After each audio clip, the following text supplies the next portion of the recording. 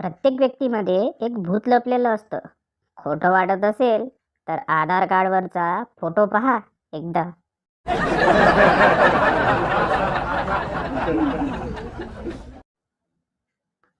रविवार पण कुरकुरे चिप्सच्या पॅकेट सारखा असतो.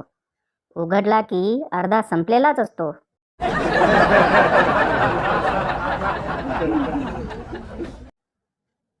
कोमट पाण्यात थोडी हळद आणि मीठ घालून गुळण्या गेल्या तर वर लटकत असलेली कोळ्यांची जाळी दिसतात. म्हटलं दसरा दिवाळी जवळ आली आहे, सांगून टाकावे. नाहीतर मान सदा न कदा मोबाईलमध्ये खालीच असते.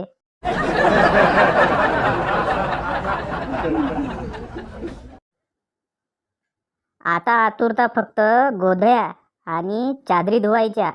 सुट्टी नाही, उचल की आपट, तयारी नवरात्रीची.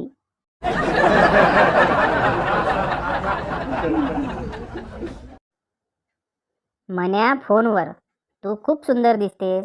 बायको, थँक्स. म्हण्या, एकदम राजकुमारी सारखी. बायको, थँक्यू सो मच. काय करताय तुम्ही? म्हण्या, काही काम नव्हतं, खाली बसलो होतो, म्हटलं थोडी गंमत करावी.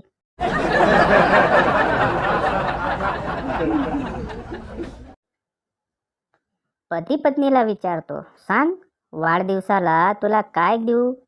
पत्नी, अहो काय करायचं, किती महागाई वाढली. पती, तू सांग फक्त, आपण स्वस्त झाल्यावर घेऊ.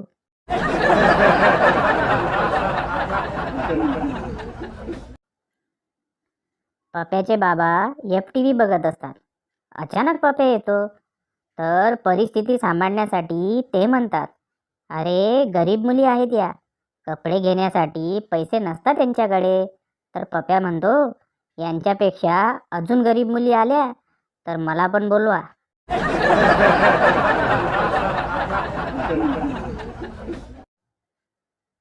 एक अप्सरा थी दीवानी सी, एक नटरंग पे वो मरती थी, चुपके से शर्मा के लावणी क्या करती थी, जब भी मिलती थी कहती थी, मला जाऊ द्या ना घरी, आता वाजले की 12.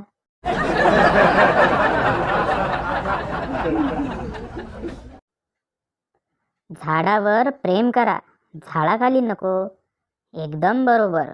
पण ज्यांच्या प्रेयसीला झाडावर चढता येत नाही त्यांचं काय?